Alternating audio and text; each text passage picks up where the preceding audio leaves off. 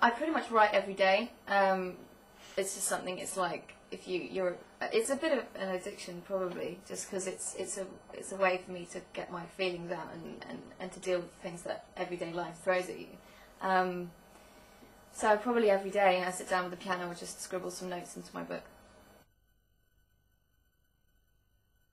It changes. It can be like I can start off with like a chord sequence. It can be sort of like I'll get around the piano. Do it professionally now. Anyway. Start off with like a few chord sequences,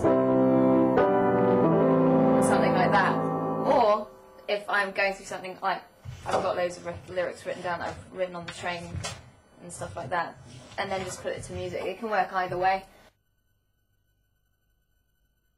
I never used to hear complete songs in my head, but through experimenting now, because I'm familiar with all the different chord sequences on the piano and stuff like that, I can hear complete songs in my head, but then most of my frustration of me throwing, the piano stool across the room and stuff like that, smacking my dad on the back of the head, oh, Amy, is when I hear it in my head and I just can't get it out, and there's some, I've got a feeling that I want to get the lyrics out and I want to make them right, and I just can't phrase it properly.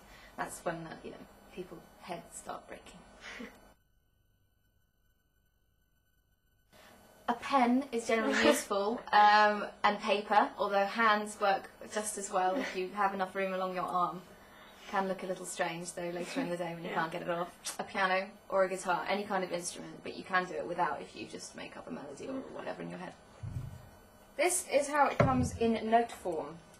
This is my sort of pages of scribbles, but this is a new diary, so this is like a day's work, just like 10 minutes scribbling.